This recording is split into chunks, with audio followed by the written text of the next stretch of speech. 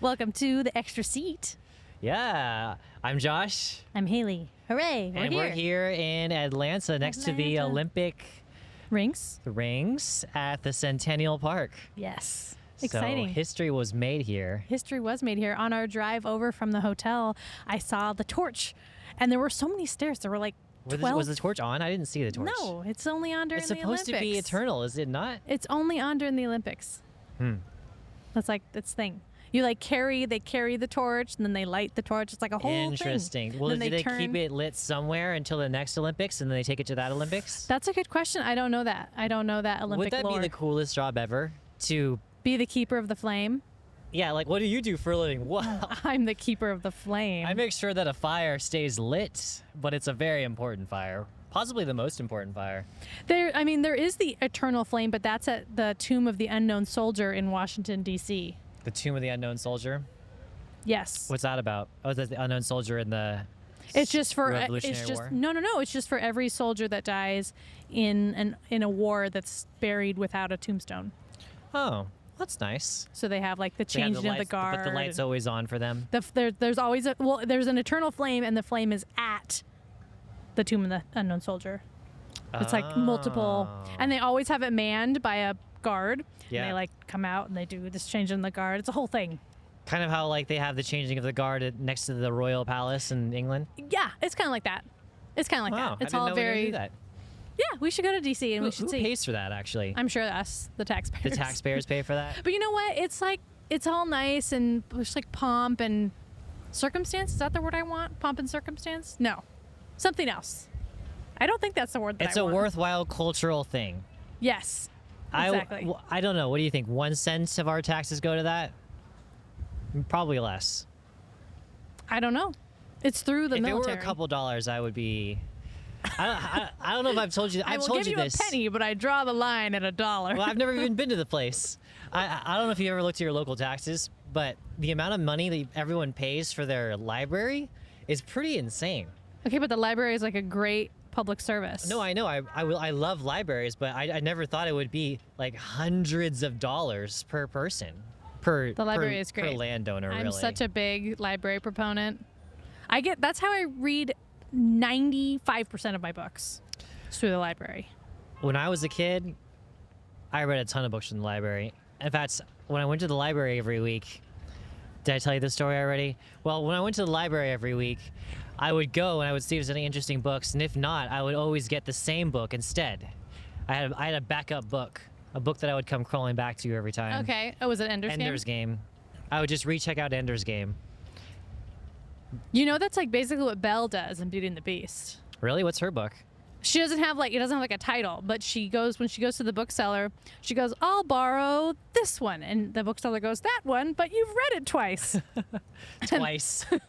Tried 20 times. And then she's like, "Oh, but it's my favorite." You know, I'm not going to recite all the words, even though I do know the next several lines in the script. But that's like her thing too. Because there's only like, I don't know, 100 books in this little teeny tiny library town bookshop. Right, and so she's read them all. She's read them all. That's pretty impressive. There's so many books in the world. I don't think it's literally possible to read all the books. But you've read over 100 books last year. I did, and I'm up to 80 something so far this year. Pretty good. I'm trying not to measure the number of books though, because so many books. Sometimes I finish a book and I'm like, that wasn't even enjoyable. So why did I read it? So when you say enjoyable, what do you mean by enjoyable? Did I have fun while I was reading it? Did I find something? Have fun? Did I find something worthwhile to talk about with someone? There's different ways to enjoy a book. Yeah, I see what that expression is. See what I'm dealing with? Right now, she's reading a fairy book with her friend. No. But we don't say friends' names. I have read it before. My friend is reading it for the first time. So I am rereading parts of it so I can be like, what chapter are you on? And she can be like, I'm on chapter 32. And I can be like, But you do highbrow books too. Sorry to interrupt. Yes. Like you just read the George Washington novel that was super long. Not a novel, a biography. Biography that was like very long. It's 42 hours. Right. On audiobook. And a normal audiobook is 12. Like 8, yeah. Yeah. 8, 9. So 42 hours is a lot. look, I'm a duality of woman. I can read it all. I can read a biography. I can read fairy things that should not be in a middle school. Like, I can read all sorts of things.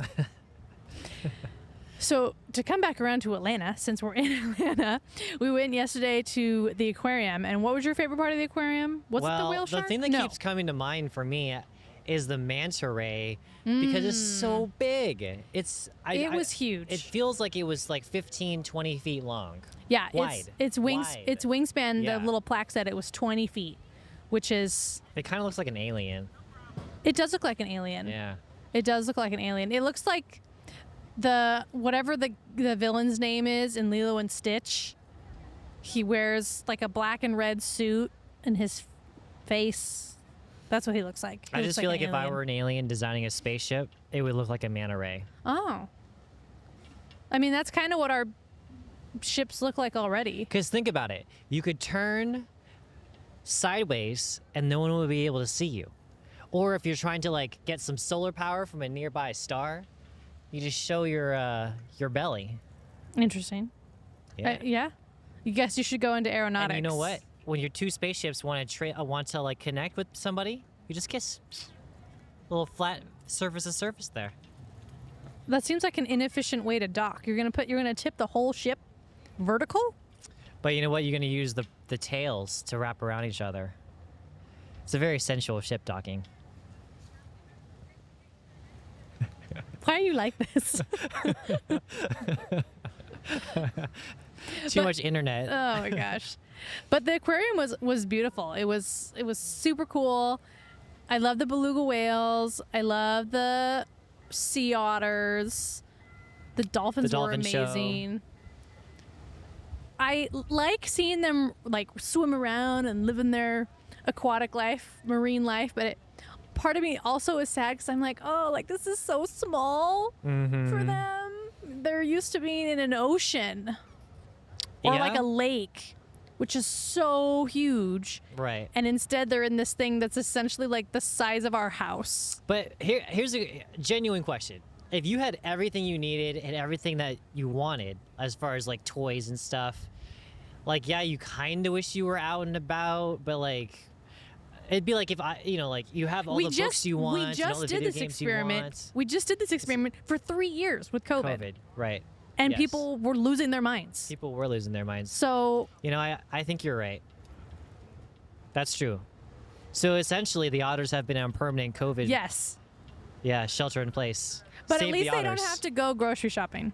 That is like, but see, I feel like that's something that they enjoy. Like I've seen the videos of the otters that they like get the little clam and they like put it on their chest and they like smack it with like a rock to open it. I would have loved to see that. And also otters, unless this was an internet meme, they sleep holding hands so they don't all float off. And so they like sleep. I would love to have seen That's that very too. cute. That can't be right. Is that right? That's very cute. I mean, it makes That's logical, more romantic than humans. makes logical sense. Humans need like king size beds and be like, don't touch me, don't steal Yeah. my pillows. Yeah. Go away. Yeah. Otters are like, if I can please. touch you, you're too close. If we let go of each other in the nights, we may never see each other again. Oh my gosh. We had a king size bed at the hotel and it was huge. I think it was maybe too big I didn't realize it was king size. It was a pretty king. big. because we have a queen No at wonder I home. got such good sleep. Not just kidding. I'm just kidding. I love you. It was good. I actually did get good sleep. My watch told me.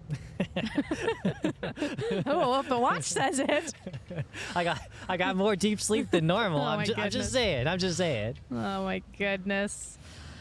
But Atlanta was great. We're headed back to California, and California. we'll see you there.